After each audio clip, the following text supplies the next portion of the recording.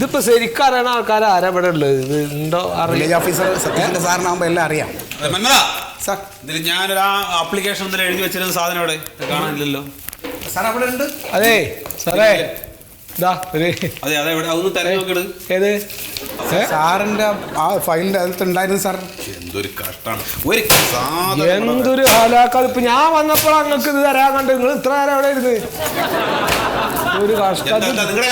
ഇത് ഞാൻ പോക്കൊരു നടത്താൻ വേണ്ടിട്ട് പോക്കും വരവും കുറെ നടത്തണം.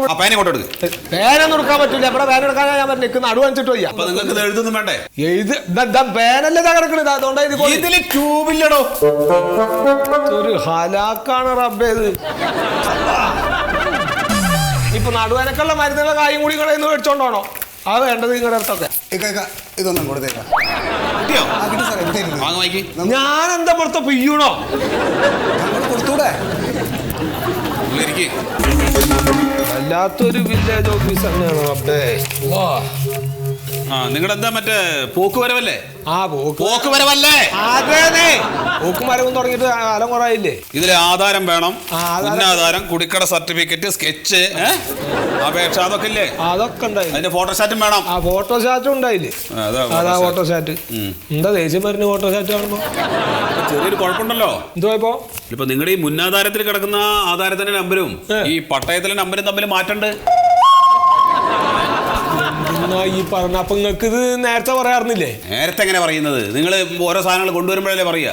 എന്താ റബ്ബേ ഈ പറയണ? വന്ന അന്ന് മുതൽ കൊണ്ടു നടക്കണാണല്ലോ. അല്ലാ, ഞാൻ ഈ ആധാരോ ഇപ്പോഴും മനസ്സിലായിട്ടില്ല നിങ്ങൾക്ക്? അത് ഞാൻ ഫസ്റ്റ് കൊണ്ടുവരുന്നല്ലേ അത്? എന്റെ സുഹൃത്തെ, നിങ്ങൾ കാര്യങ്ങൾ പറയുന്നത് മനസ്സിലാക്കൂ. നിങ്ങൾ ഈ കൊണ്ടുവരുന്ന സാധനങ്ങളെല്ലാം വെരിഫൈ ചെയ്ത് ഇത് താലൂക്കിലേക്ക് അയക്കണം. എന്നിട്ട് അവിടുന്ന് അനുമതി കിട്ടിയാലേ നിങ്ങൾക്ക് ഇത് ചെയ്തു തരാൻ പറ്റൂ. ആയിക്കോട്ടെ, നിങ്ങൾ അങ്ങനെ ചെയ്താൽ മതി. നിങ്ങൾ ഈ അവസാന സമയത്ത് ഇത് പറയരുത്. ഞാൻ ഇതിന്റെ വാപ്പ വകയിട്ട് കിട്ടിയിട്ടുള്ള മുതലാണ്. ഇതിന്റെ പെങ്ങന്മാർക്കൊക്കെ അതിൽ അവകാശം ഉണ്ട്. ഹക്കല്ലാത്തൊരു മുതലിന്റെ വിളിക്കാൻ പറ്റൂലേക്ക്. ഇത് അവർക്ക് വീതിച്ചു കൊടുക്കണം. നിങ്ങളത് ശരിയാക്കി തരണോ? ശരിയാക്കി തരാൻ എനിക്ക് നിയമത്തിന്റെ രീതിയിലല്ലേ ശരിയാക്കി തരാൻ പറ്റൂ. എന്താ നിയമങ്ങൾക്ക്? ഇനി എന്ത് നിയമം എന്നാ പറഞ്ഞത്? നിങ്ങൾ ഈ സാധനം ശരിയാക്കാൻ ഒരു മാസം കടയിൽ കൊണ്ടു നടന്നില്ലേ?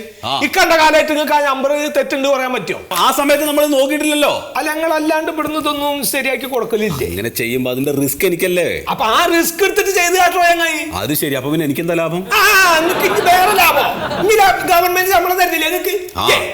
പിന്നെന്ത് ലാഭം നിങ്ങൾക്ക്? ഇനി അപ്പൊ അതിനനുസരിച്ച് പൊക്കോട്ടെ, നിയമത്തിനനുസരിച്ച് പൊക്കോട്ടെ. കൊണ്ടുപോവാ. അതന്നെ നിങ്ങളൊക്കെ കളി ഇവിടെ അറിഞ്ഞൂടെ? നിങ്ങൾ ഈ ജാതി വരുമ്പോ ഒക്കെ നിങ്ങൾക്ക് കയ്യിലേക്ക് അങ്ങോട്ട് കിട്ടാണ്ട് നിങ്ങൾ ഒരു പരിപാടി ചെയ്യില്ല. അത് ഞാൻ ശരിയാക്കി. ഇനി തിരുത്താതാരല്ല. ഇനി എന്താ തിരുത്തുണ്ടെന്നുള്ളത് കോയക്ക് അറിയാം. കോയ കാണിച്ചു തരുടോ. കോയ കാണിച്ചു തരും. ഇനി എന്ത് തിരുത്തണത് ഞാൻ നിങ്ങളെ സ്വഭാവം തിരുത്തി കാണിച്ചു തരും. പിന്നെ എന്റെ സ്വഭാവം തിരുത്തില്ല. എന്താ കോയോടെ കളിക്കണേ? കോയനോടെ കളിക്കണേ? എന്ന് പറഞ്ഞാൽ എഴിച്ചു പോടോ. പാരൂടോ. കോയ ഒരു വരവും കൂടി വരും. അന്നറിയും കോയ ഇരിപ്പുണ്ടല്ലോ. സത്യത്തിൽ അതിൽ തിരുത്തുണ്ടോ? ചെയ്തു കൊടുക്കായിരുന്നു, പക്ഷെ അയാളുടെ നാവ് ശരിയല്ല. അല്ലാലും ചെയ്തു കൊടുക്കണ്ട സാറേ. എന്താ? അയാൾക്ക് കോട്ടയം മന്മഥൻ അറിയില്ലെന്ന് പോലും. അവനാരാ കോട്ടയം മന്മഥൻ? എന്റെ സീരിയൽ കാണുന്ന എല്ലാവർക്കും എന്നെ അറിയാം. അതാരെങ്കിലും കണ്ടേ?